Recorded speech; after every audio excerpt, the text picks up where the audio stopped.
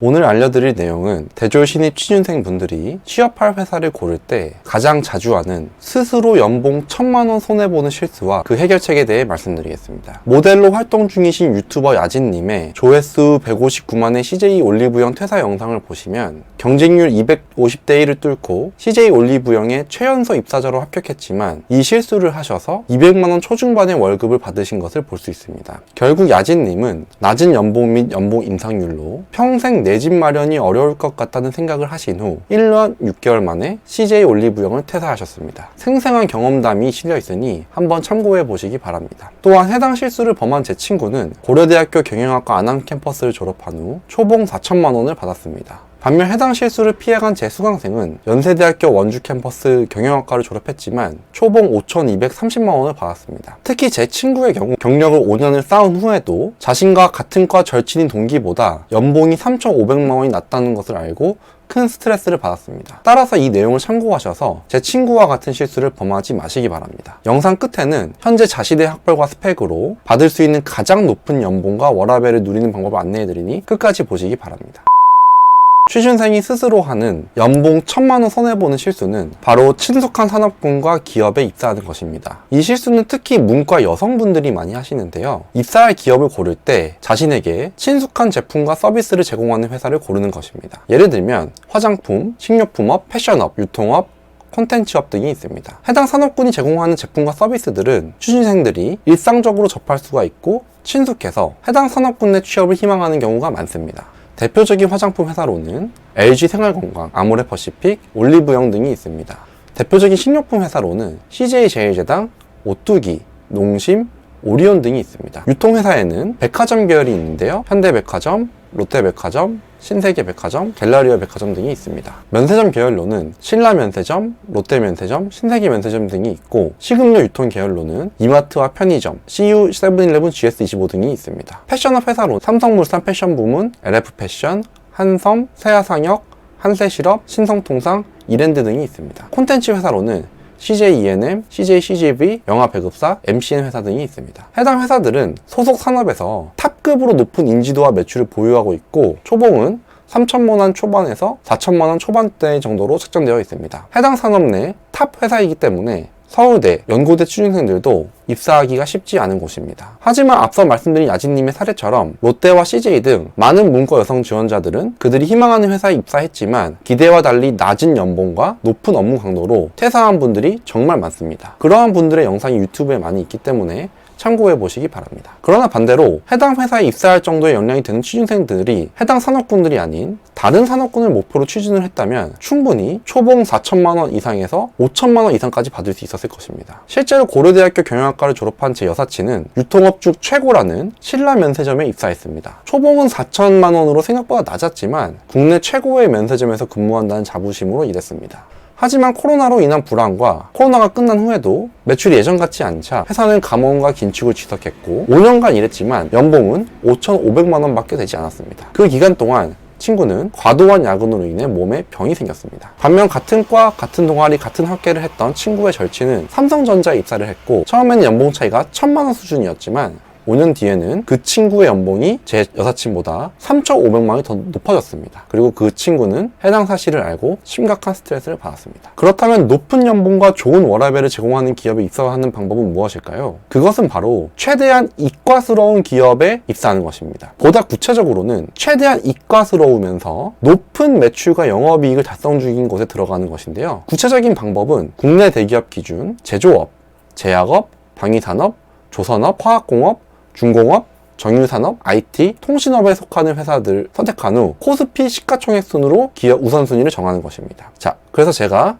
코스피 시가총액을 확인하는 방법을 알려드리겠습니다. 코스피 시가총액을 검색하는 방법은 다음과 같습니다. 먼저 네이버에 네이버 증권을 검색하시면 이렇게 네이버 증권에 들어가실 수가 있습니다. 그래서 여기서 이제 상위 메뉴에 국내 증시를 클릭하시고 왼쪽에 메뉴바에 보시면은 NXT 주요 시세라고 있습니다. 여기서 시가총액을 눌러보시면 이렇게 코스피에 상장된 기업들이 시가총액 순으로 나열되어 있습니다. 이 중에서 상위 1에서 50위권 회사들은 대부분 초봉 5천만 원 이상의 높은 연봉을 지급합니다. 그래서 첫 번째 탭에 있는 기업들은 대부분 초봉 5천만 원 이상을 지급하고요. 또한 51위부터 100위권 내 기업들도 초봉 4천만 원 이상의 높은 연봉을 지급합니다. 그리고 초봉 5천만 원 이상의 높은 연봉을 지급하는 기업들 중에서 은행과 증권사 등 파이낸스 필드를 제외한 기업들은 대부분 제가 앞서 언급해드렸던 공대 베이스 회사들이 대부분입니다. 그래서 한번 살펴보시면, 자, 먼저 초봉 5천만 원 이상을 지급하는 삼성전자와 SK하이닉스가 반도체 제조업을 영위 중인 거 다들 아시죠? 나란히 시가총액 1위와 2위를 차지하고 있습니다. 자, 시가총액 3위를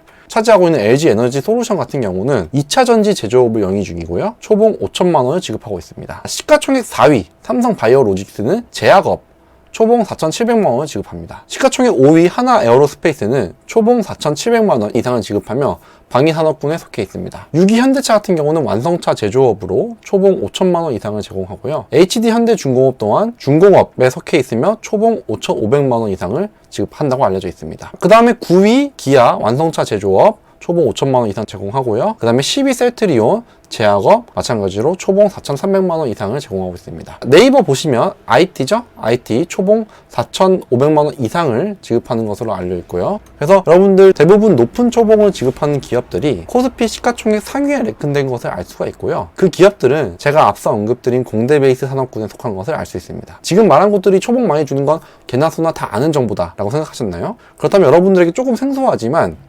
방위산업과 조선업을 영위하는 시가총액 13위의 하나오션도 초봉 5천만 원을 이상을 지급하고요. 전기 인프라 제품을 판매하는 HD현대일렉트릭도 시가총액 37위에 랭크되어 있고 초봉 4천만 원 이상을 지급합니다. 따라서 제가 앞서 언급한 산업군에 속하면서 국내 증시에 상장된 대기업 또는 대기업 계열사를 선택하면 초봉 4천만 원 이상의 높은 연봉을 받을 수 있습니다. 산업군별로 회사가 지급하는 연봉과 워라밸이 달라지는 이유는 매출 규모와 진입 장벽 때문입니다. 기업이 직원들에게 높은 연봉을 제공하기 위해선 돈이 많아야 하는데요. 가끔씩 경영진의 도덕성에 따라 급여가 달라진다고 오해하고 계신 분들이 계십니다. 하지만 특정 기업 경영진이 착해서 급여를 많이 주는 게 아니고 대부분의 경우 회사에 돈이 많기 때문에 급여를 많이 주는 것입니다. 그리고 우리나라에서 돈을 가장 많이 버는 기업들의 90%는 공대 베이스 제품과 서비스를 판매 중입니다. 그렇게 된 이유는 우리나라가 전 세계 200개 나라 중 경제 규모 13위의 경제 대국이고 그 성장을 주도한 산업은 제조업,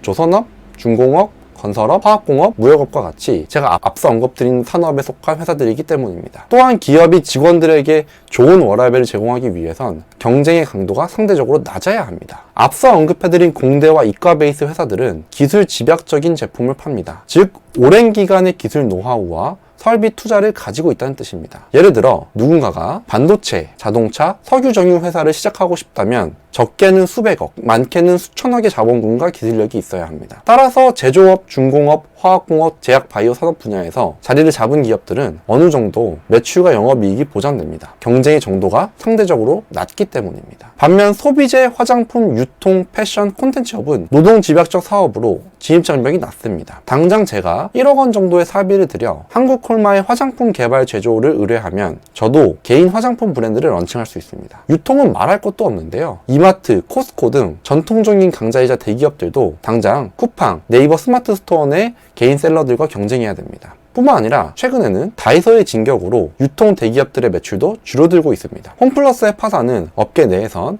몇 년 전부터 예견되었던 일이라고 합니다. 콘텐츠업 또한 마찬가지인데요. 수십 수백억의 제작비를 사용해 조인성, 신민아를 섭외해 촬영한 영화도 당장 방구석 1인 유튜버들과 경쟁해야 합니다. 즉 우리가 일상적으로 접하는 소비재, 화장품, 유통, 패션, 콘텐츠 사업들은 진입장벽이 낮아 경쟁이 심하고 경쟁이 심하면 자연스럽게 직원을 쥐어짜서 경쟁 우위를 만들게 됩니다. 그래서 롯데마트와 이마트와 같이 대기업 유통업계에 종사하는 사람들이 군대 문화와 낮은 연봉 그리고 높은 업무 강도로 퇴사하는 겁니다. 백화점에선 사람들을 끌어모으기 위해 지속적으로 팝업 행사를 기획 운영해야 하고 유통회사들은 당일 배송, 새벽 배송, 최저가 경쟁을 심화합니다. 경쟁이 심한 산업에서는 소비자가 느끼는 제품의 품질이 비슷하기 때문에 가격 할인, 마케팅, 영업 등이 주요 경쟁 포인트가 됩니다. 이는 곧 회사가 남기는 이윤이 적어진다는 의미인데요. 결론적으로 돈을 적게 벌기 때문에 급여를 적게 주고 인건비를 아끼기 위해 인력을 적게 채용하는 악순환이 시작됩니다. 그 결과 해당 회사 임직원들은 낮은 급여와 높은 업무 강도를 견뎌내야 합니다. 실제로 연세대학교 산업공학과를 졸업한 제 친구는 공대생이지만 영업직 수행을 희망해 신세계백화점 영업직 신입으로 입사했습니다. 초봉 4,100만 원을 받고 주 3, 4일 매일 밤 10시까지 야근을 했습니다. 반면 같은 과 졸업 후 LG화학의 공정관리 직무로 입사한 친구의 친구는 초봉 4,800만 원에 성과급 2천만 원을 받아 첫 해부터 6,800만 원의 연봉을 받았습니다. 야근은 거의 없었고 만족스러운 회사 생활을 했습니다. 결국 신세계백화점에 입사했던 제 공대생 친구는 매일 야근을 하던 현실에 괴로워하다 1년 만에 퇴사 후 중고 신입으로 엔지니어로 재취입해 초봉 4,700만 원을 받았습니다. 오늘 영상의 결론입니다. 여러분이 취업 희망 회사를 고를 때 연봉과 워라밸이 중요하다면, 아직 2, 3학년이나 회사를 고를 여유가 있다면 공대와 이과 베이스 기업 취업을 목표로 하는 것을 권장드립니다. 저는 수많은 문과 취준생분들이 친숙하다는 이유 하나만으로 소비재, 화장품, 유통, 패션, 콘텐츠, 식음료 산업 내 기업을 선택하고 후회하는 경우를 많이 봤습니다. 중고 신입으로 재취업을 희망하는 사람들의 대부분이 해당 업계의 종사자들입니다. 물론 본인이 해당 산업에 대한 관심과 애정이 깊고 하고 싶은 일이 명확하다면 말리지 않겠습니다. 왜냐하면 어떤 분야라도 상위 10% 인재들은 많은 돈을 벌기 때문입니다. 하지만 단지 익숙하지 않다는 이유만으로 반도체, 조선, 중공업, 건설, IT, 바이오제약, 정유화학, 산업군 내 기업들을 취업 희망 회사 목록에서 지우신다면 1,000만 원에서 2,000만 원의 연봉을 더 받을 수 있는데도 자발적으로 그것을 포기하고 높은 근무 강도를 버텨야 할 수도 있습니다. 사실 워라밸의 경우 기술집약적 산업군 내 기업이 그렇지 않은 기업보다 반드시 더 좋다고 할 수는 없습니다. 하지만 높은 확률로 시장 내에서 높은 시장 점유율과 기술 경쟁력을 가진 회사가 노동집약적 산업 내에 있는 회사보다 워라밸이 좋을 것입니다. 왜냐하면 이미 확보한 기술이 있기 때문에 거기서 발생하는 안전마진과 고객이 있기 때문입니다. 따라서 여러분이 제조업과 유통업을 둘 다 지원할 수 있다면, IT 회사와 패션 회사 둘 다 지원할 수 있다면 연봉과 워라밸 측면에서 전자의 회사들이 나을 확률이 높습니다. 스펙 준비 또한 기술 집약적 산업 내에서 진행해서 해당 산업군 내 정규직 취업 확률을 높이시기 바랍니다. 기왕이면 같은 고생하고 더 높은 연봉과 워라밸을 누릴 수 있는 기업을 알고 지원하시기 바랍니다. 감사합니다.